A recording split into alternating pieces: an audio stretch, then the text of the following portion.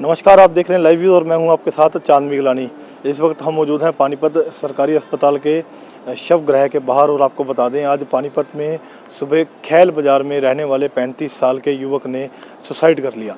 बताया जा रहा है कि अपने मामा से पैसे के लेन देन के चक्कर को लेकर उस युवक के ऊपर कुछ दबाव बनाया जा रहा था। उस युवक को धमकियां मिल रही थी, युवक को मारा भी गया था, जिसको लेकर आज उस युवक ने सुसाइड कर लिया। और उसके पिता जो हैं, उसका जो पूरा परिवार है, जो उसके जो साथी हैं, वो सभी यहाँ पहुँचे हैं। तो उनके परिवार के लोगों से बातचीत करेंगे आखिर पूरा मामला था क्या और वो कौन है उसका मामा जिसके चलते उसने ये बड़ा कदम उठाया और अपनी जीवन लीला समाप्त कर ली।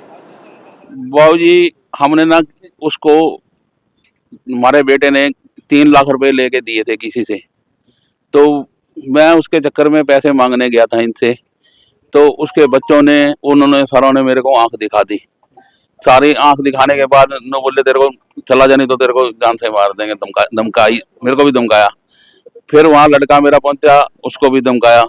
फिर इन्होंने अगले दिन 17-18 बदमाश बुला के उस लड़के की पता नहीं क्या लिखवाया इन पे, हमें नहीं पता बाबूजी, हम सच्चाई बता रहे हैं, हमें पता ही नहीं है क्या लिखवाया क्या नहीं लिखवाया। इन्होंने हमारे 3 लाख रुपए ये थे, 70 लाख रुपए हमने इनसे और दे रखे हैं, जो इनका कर्जा उतारा हुआ है वो भी इन्होंने हमारा देना था, बोला थोड़ा थोड़ा करके देंगे। तो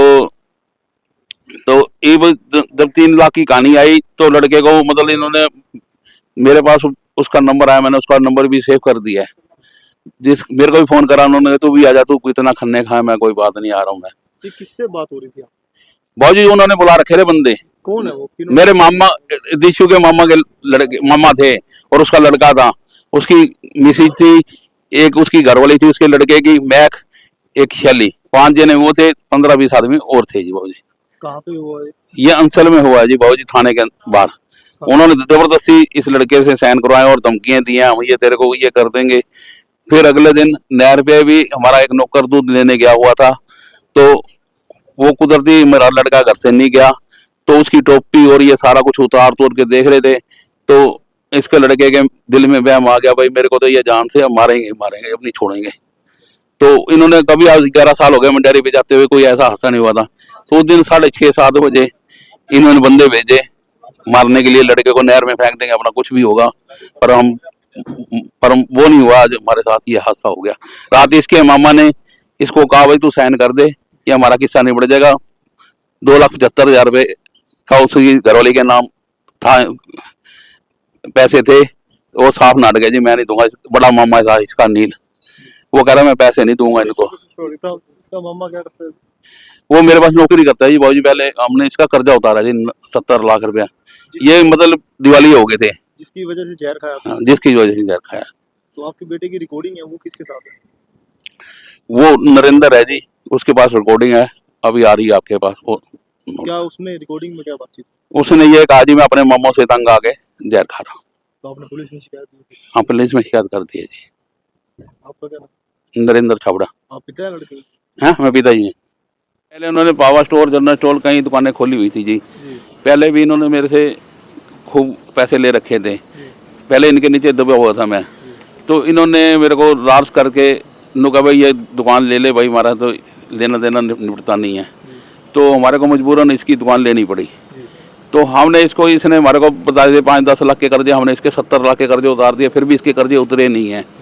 फिर भी हमें हरासमेंट कर रहा है, ये कर दो जी, ये कर दो, हमारा ये कर दो, हमारा ये कर दो।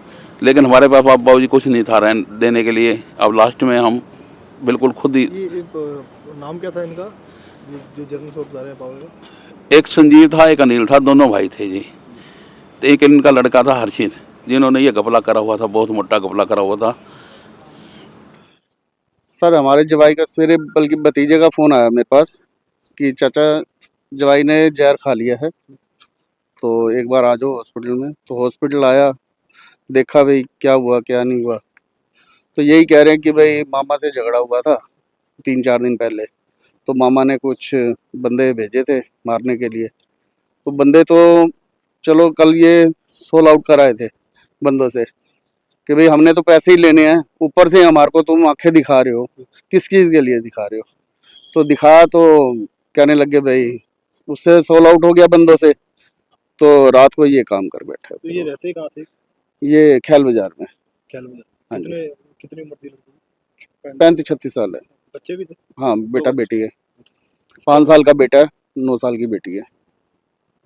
तो इस पूरे मामले में एक मृतक की एक ऑडियो रिकॉर्डिंग सामने आई है, जिसमें वो साफ तौर पर बता रहा है कि पैसे के लेन देन के चक्कर में मैंने अपने मामा के दबाव में जहर खाया है और अपनी जीवन लीला समाप्त की है। तो वो रिकॉर्डिंग भी आपको सुनाते हैं और उसके बाद पुलिस की क्या कुछ कार्यवाही इस अमल में लाई जा रही है, पुलिस से ही बात करते हैं क्या कुछ पूरा मामला था। आपने 1,81,000 रुपये दिए थे बाबूजी और 44,000 रुपये गायेंगे दे रखे हैं, जिसमें से 95,000 की मैच बिक रही, 25 आपके पास आ रहे, एकदम 70 मेरे पास आ रहे हैं। हमारा यही हिसाब है। अच्छा है भाई साहब, राम राम। मेरे मामा ने मेरे साथ बहुत बुरा किया, मुझे जाना पड़ रहा मजबूरन। यही तक अपना साथ था भाई, तूने मेरा बहुत साथ दिया, मेरे बाबू का भी साथ दिया भाई। राम राम। और किसी तेनू ना बताइयो मैंने सुसाइड करी है। जिसने अपने मामे संजीव से पैसे लेने थे, जो उसके पास पैसे मांगने के लिए गया था, जिसने इनके बारे में पंचायत हुई थी, इसने इसके मामे ने पैसे देने ही इनकार कर दिया और फिर उसके दबाव में ये इसने आत्महत्या कर ली। कब की घटना है? ये 14/1/2025 की है। हाँ, उन्होंने ये न कि भी सुना न कि भी उन्होंने धमकी दी है। रिकॉर्डिंग और सामने आई और लड़के का वॉइस नोट उसने किसी को भेजा, हम्म, उसमें भी उसमें तो बात की कार्रवाई है ना, भी उसके आइडेंटिफाई होगा, फिर मामला मामला मुकदमा दर्ज हो गया। में संजीव है, संजीव के लड़का है, लड़के हैं दोनों, उसके परिवार वाले ही हैं।